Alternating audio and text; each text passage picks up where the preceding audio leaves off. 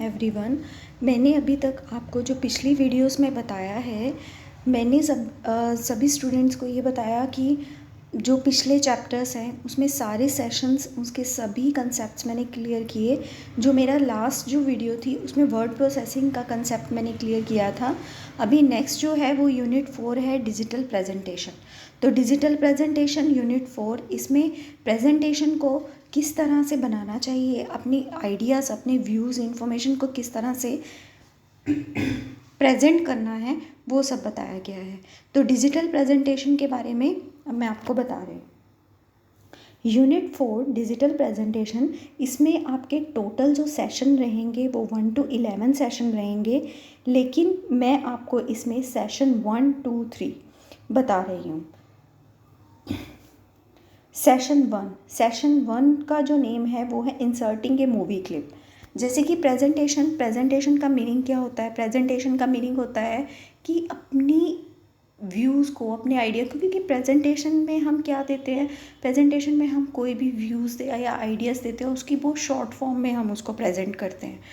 तो short form में जब हम प्रेजेंट करते हैं तो हम अपनी प्रेजेंटेशन को अट्रैक्टिव बनाना चाहते हैं। जिस तरह से हम अपनी नोटबुक को अट्रैक्टिव बनाना चाहते हैं, अपने आइडियाज़ को अट्रैक्टिव बनाना चाहते हैं, उसे कलरफुल बनाना चाहते हैं, मीनिंगफुल बनाना चाहते हैं, तो उसके लिए हम प्रेजेंटेशन को अट्रैक्टिव बनाने के लिए उसके अंदर पिक्चर्स, मूवीज़, ऑडियोज़ उसके अंदर हम ऐड कर सकते हैं। तो जैसे सेशन 1 में बताया गया है कि इंसर्टिंग ए मूवी क्लिप, कि हम मूवी क्लिप उसके अंदर किस तरह से ऐड करेंगे।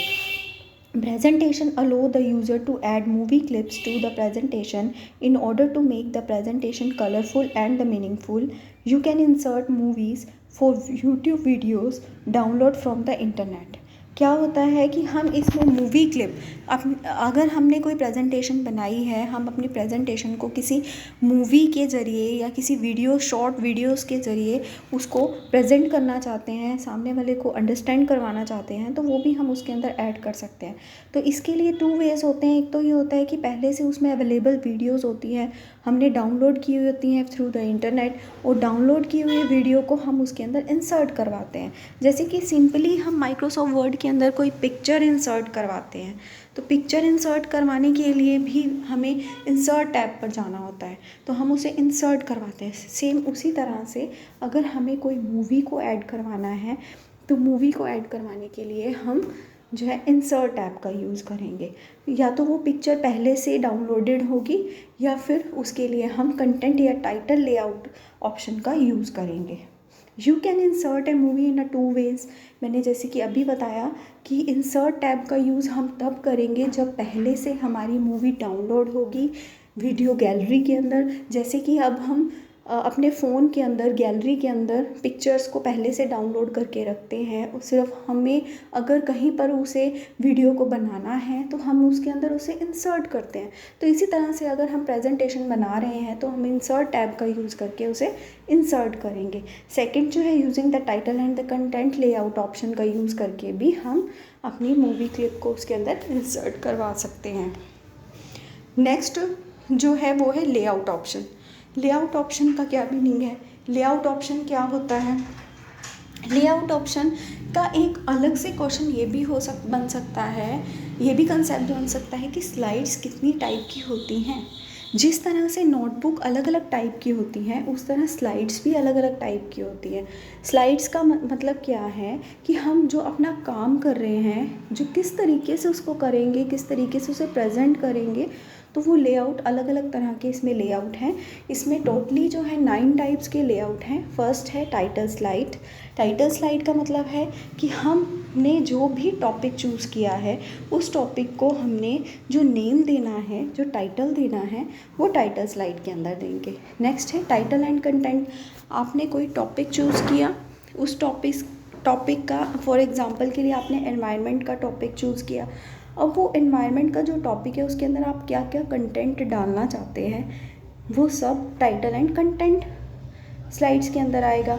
नेक्स्ट है सेक्शन हेडर। सेक्शन हेडर का क्या मीनिंग है कि सेक्शंस में हमने उसको डिवाइड किया और उसकी हेडिंग हमने देनी है, तो सेक्शन हेडर का यूज़ करेंगे। नेक्स्ट है टू कंटेंट। पहले मैंने बोला कि टाइटल एंड कंटेंट, लेकिन कई बार ऐसा होता है कि कंटेंट हमारे पास दो तरह से हैं, तो हमने टाइटल तो एक ही दे दिया लेकिन दो तरह के कंटेंट हैं हमारे पास, तो हम टाइटल और टू कंटेंट वाला स्लाइड को यूज़ करेंगे। नेक्स्ट है कंपैरिजन।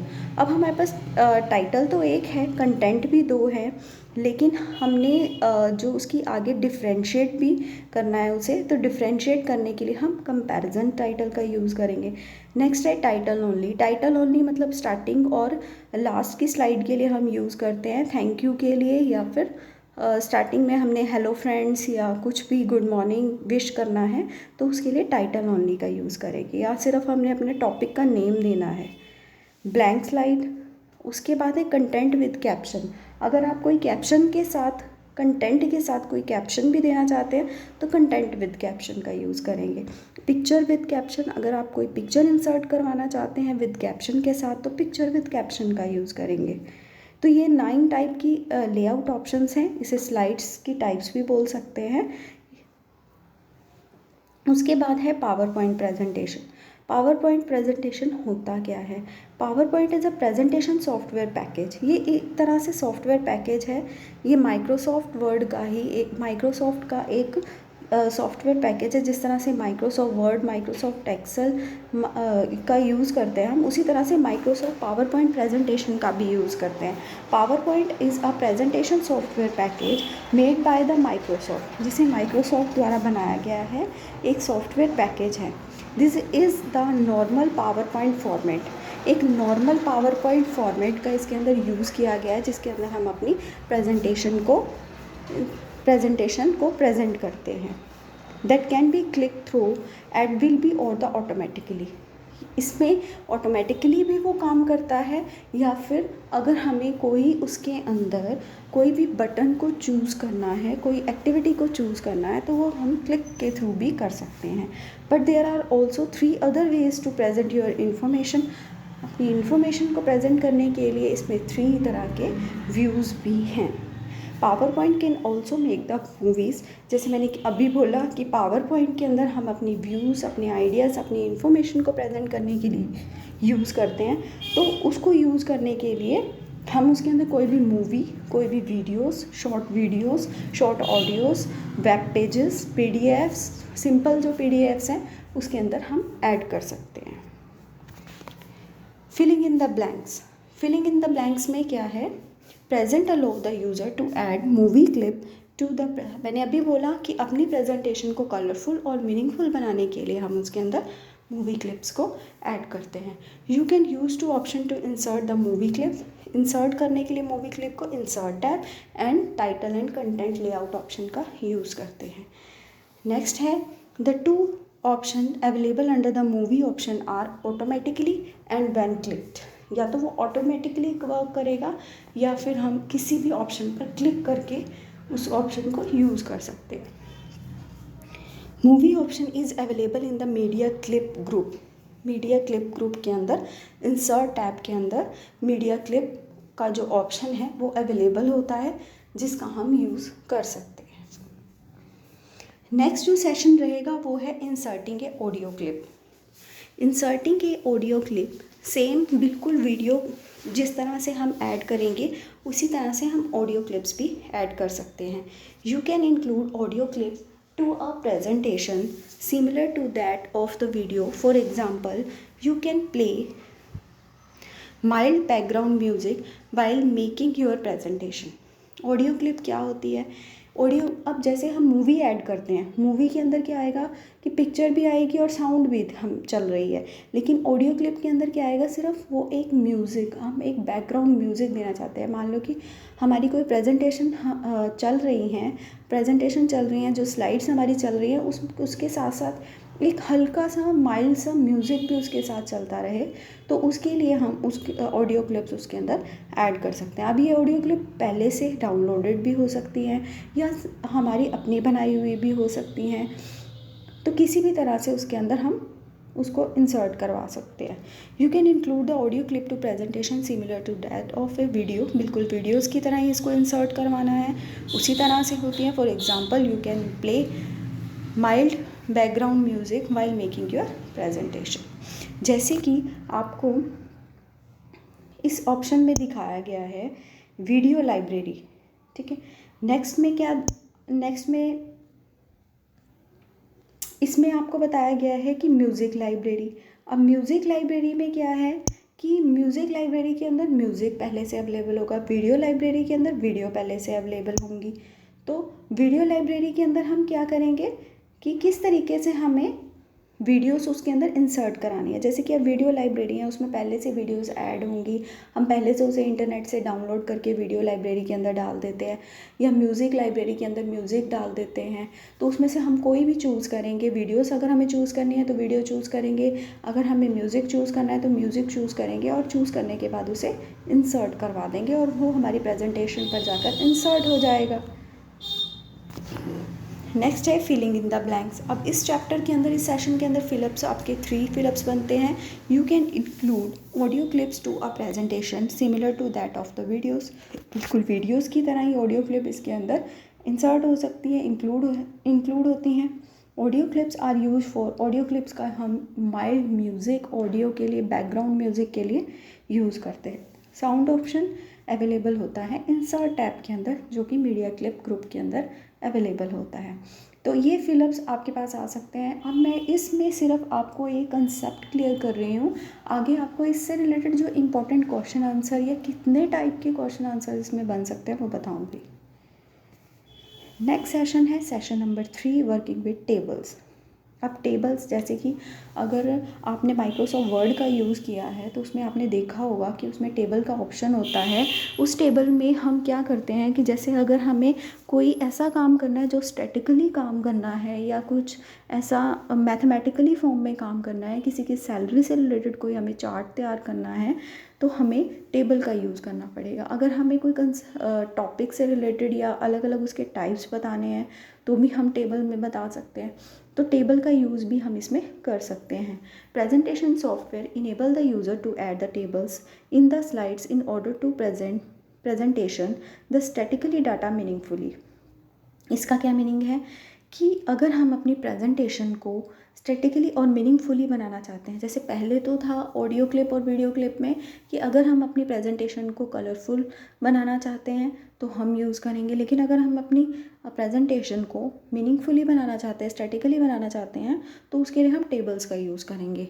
अब टेबल जो है वो किस तरह से क्रिएट किए जाते हैं, एक तो होता है कि हम खुद उसको क्रिएट करेंगे, एक होता है कि वो पहले से उसके फॉर्मेट इसमें बने हुए हैं, उस फॉर्मेट में से हमें चूज़ करना है। अब टेबल का मीनिंग क्या होता है, टेबल जो होता है वो रो कॉलम में डिवाइड हुआ होता है।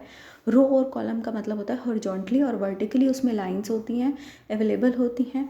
अब वो जो लाइंस, वो जो हमें रो और कॉलम चाहिए, वो पहले से उसमें फॉर्मेट तैयार होता है कि हमें कितने रो और कितने कॉलम का जो है टेबल चाहिए।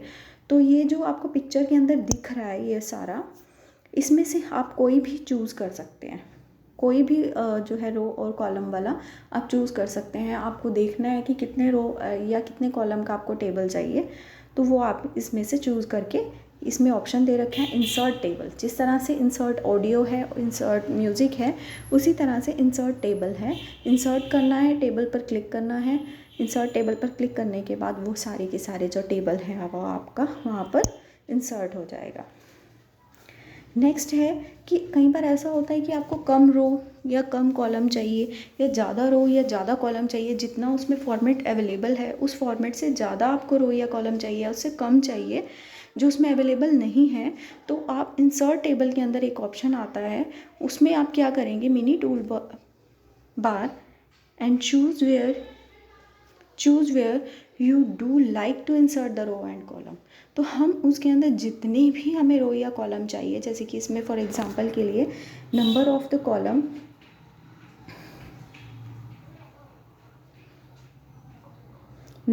कॉलम आपको 5 और 2 दिए हुए हैं, ये पूरे दिए हुए हैं कि नंबर ऑफ़ द कॉलम आपको 5 लेने हैं और रो आपको 2 लेनी है। तो इस तरह से हम उसको लिख सकते हैं, खुद टाइप कर सकते हैं, तो उसी तरीके से वो उसको इंसर्ट करवा देगा, उसी तरीके से हमारा टेबल जो है वो तैयार हो जाएगा। आगे है टेबल डिज़ाइन। अब टेबल डिज़ाइन के अंदर क्या है, टेबल तो हमने चूज़ कर लिया, टेबल के फॉर्मेट में से चूज़ किया या हमने खुद क्रिएट किया, तो वो हमारा ऑप्शन है कि हमें उसे किस तरीके से क्रिएट करना है या वो फॉर्मेट में से चूज़ करना है। लेकिन अगर हम टेबल के डिज़ाइन का भी इसमें एक ऑप्शन आता है कि हम इसमें टेबल के डिज़ाइन को कौन सा डिज़ाइन दे सकते हैं इसमें।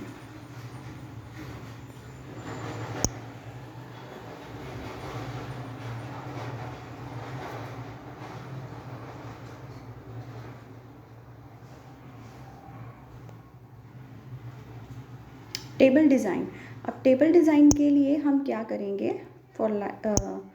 जैसे कि अब इसमें टेबल का ये पूरा का पूरा डिज़ाइन का ऑप्शन दे रखा है, इसमें से हम उसकी शेडिंग, बॉर्डर, इफ़ेक्ट्स कुछ भी दे सकते हैं। शेडिंग भी दे सकते हैं, शेडिंग जैसे रो या कॉलम की हमें कोई शेडिंग देनी है, हमें पूरे टेबल की शेडिंग देनी है, बॉर्डर देना है या इफ़ेक्ट्स उसके अंदर कोई डालना है। और डिज़ाइन तो आपके सामने ये सब भी दे रखे हैं, इसमें से हम कोई भी डिज़ाइन जो है वो चूज़ कर सकते हैं। You can change the design of the table by changing the background, अगर हमें टेबल का बैकग्राउंड चेंज करना है, बॉर्डर और effect by the using the table style and group in the design tab, जो कि डिज़ाइन टैब के अंदर अवेलेबल है। To use the particular design, select a design under the table style group and the double click on it. हम उस पर double click करेंगे। If you would you like to change the design, choose a different design under the table style group and the double click on the new design. अब मैं इसको जो concept मैं आपको बता रही हूँ, ये जो कंसेप्ट हैं ये पेपर में इसमें क्वेश्चन भी आ सकते हैं, इससे रिलेटेड बहुत सारे जो हैं अलग तरीके से क्वेश्चन भी आ सकते हैं। जो फिलिप्स मैं आपको बता रही हूँ, फिलिप्स भी बहुत इंपॉर्टेंट है जो मैंने इसमें बताए हैं आपको। जैसे कि इस सेशन का जो फिलिप्स हैं वो 4 फिलिप्स हैं। फर्स्ट है presentation software are use to represent, हम अपने जो है डाटा को मीनिंगफुली और स्टैटिकली दिखाने के लिए हम प्रेजेंटेशन सॉफ्टवेयर का यूज़ करेंगे। टेबल ऑप्शन टेबल ग्रुप के अंदर अवेलेबल होता है। 2 वे होते हैं, इंसर्ट टैब और ड्रॉ टेबल, हम टेबल को ड्रॉ भी कर सकते हैं और इंसर्ट भी करवा सकते हैं। Additional tabs that will be available for the editing और फॉर्मेटिंग के लिए डिज़ाइन और लेआउट ऑप्शन होते हैं। अगर हमें टेबल से रिलेटेड कोई एडिटिंग करनी है, फॉर्मेटिंग करनी है, डिज़ाइन और लेआउट उसका चेंज करना है तो वो भी हम चेंज कर सकते हैं यूज़ करके डिज़ाइन और लेआउट ग्रुप का। तो ये जो सारे कंसेप्ट हैं जो मैंने आपको यूनिट 4 में बताया, ये सिर्फ मैंने आपको जस्ट इसका व्यू बताया, इसका कंसेप्ट क्लियर किया है कि डिजिटल प्रेजेंटेशन होता क्या है। डिजिटल प्रेजेंटेशन अपने आइडियाज़ को, अपने व्यूज़ को, अपने कंसेप्ट को क्लियर करवाने के लिए, अपने आइडियाज़ को प्रेजेंट करने के लिए हम यूज़ करते हैं। अब उसको बहुत शॉर्ट फॉर्म में हम प्रेजेंट करते हैं, जैसे कि कुछ लाइंस में हमने दे दिया या कुछ मूवी के थ्रू दे दिया या कुछ वीडियोस के थ्रू, हमने ऑडियोज़ के थ्रू उसको प्रेजेंट कर दिया, तो उस तरीके से हम इसको प्रेजेंट कर सकते हैं। तो इसमें मैंने सिर्फ आपको यूनिट 4 के डिजिटल प्रेजेंटेशन के बारे में बताया है। नेक्स्ट वीडियोज़ में मैं आपको अदर सेशंस के बारे में बताऊँगी। उसके बाद जो सारे सेशंस क्लियर हो जाएंगे तो इसके अंदर क्या क्या इंपॉर्टेंट क्वेश्चन आंसर्स आ सकते हैं, इससे रिलेटेड क्या आपके प्रैक्टिकल क्वेश्चंस बन सकते हैं, वो सारे मैं आपको बताऊंगी। तो आप मेरे चैनल को लाइक कीजिए, सब्सक्राइब कीजिए और कमेंट करना तो बिल्कुल भी मत भूलिए। अगर आपको पिछली वीडियो से रिलेटेड भी कोई प्रॉब्लम है, कुछ समझ नहीं आ रहा है, तो आप मुझे कमेंट बॉक्स में कमेंट कर सकते हैं। Thank you.